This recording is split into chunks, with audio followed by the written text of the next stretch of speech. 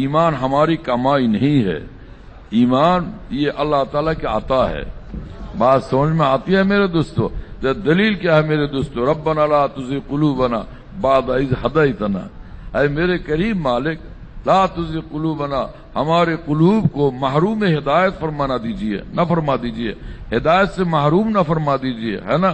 بعد اذ ہدیتنا، ہدایت عنایت فرمانے کے بعد، نور ہدایت عنایت فرمانے کے بعد، اپنی پہچان عطا فرمانے کے بعد، اپنی محبت عطا فرمانے کے بعد، اور اپنی ذات پر ایمان کی نعمت اور دولت عنایت فرمانے کے بعد، بعد اذ ہدیتنا، تو یہ ہے نا، لا تزغ قلوبنا بعد اذ ہدیتنا وہب لنا من لدنک رحمہ، ہے نا؟ وہب لنا یعنی آپ عنایت، حب لنا ہمیں عنایت فرما دیجئے، من لدنک رحمہ اپنی طرف سے، من لدنک اپنی طرف سے، ہم نے ہمارے کسی عمل کی وجہ سے نہیں، آپ کریم ہے، اس بنا پر ہمیں رحمت عنایت فرما دیجئے، ہے نا؟ کیا خود ہی قرآن پاک میں حق تعالیٰ نے اس انداز سے ہمیں سکھایا، لا تزغ قلوبنا بعد اذ ہدیتنا، ہدایت حق تعالیٰ جس کو عطا فرماتے خود ہی عطا فرماتے ہیں۔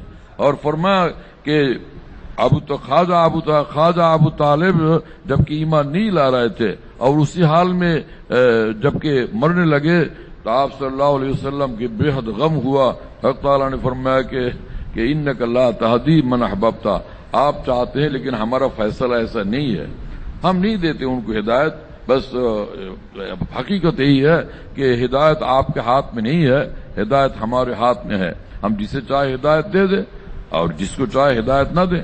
یہ عجیب بات ہے، بہت عجیب معاملہ ہے، بہت ہی عجیب مقام ہے میرے دوستو، ہے نا؟ آپ صلی اللہ علیہ وسلم کے لاکھوں چاہنے کے باوجود ابو طالب کی ایمان نصیب نہیں ہوا، ہے نا؟ عبرت کا مقام ہے میرے دوستو، سن رہے ہیں میری بات؟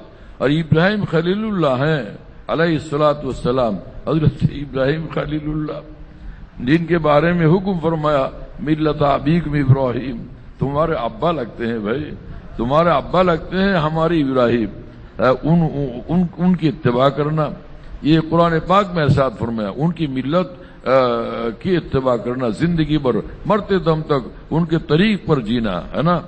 ان کے ملت و مذہب پر جینا مرنا، یہ تو فرمایا۔ لیکن یہ میدان قیامت میں یہ ہوگا کہ ابراہیم خلیل اللہ کے باپ کو بھی جہنم میں ان کی نگاہ کے سامنے ڈالا جائے گا۔ میرے دوست پھر سمجھ لو کہ ایمان کیسی دولت ہے، یہ ان کی عنایت ہے، ان کی مہربانی ہے، تو پھر کس طرح شکر گزاری ضروری ہے نا؟ وہ ذات کے جس نے اپنے کرم سے ہمیں ایمان عنایت فرما دیا، ان سے بدگمانی معقول ہے کہ یہ حسن ظن، نیک گمان رکھنا چاہیے کہ سوء ظن؟ نیک گمان رکھنا چاہیے، جس ذات نے اپنے کرم سے ہمیں ایمان کی نعمت سے نوازا ہے، تو اگر ہم معافی مانگیں گے وہ اپنے کرم سے وہ ہمیں معافی بھی عنایت فرما دیں گے۔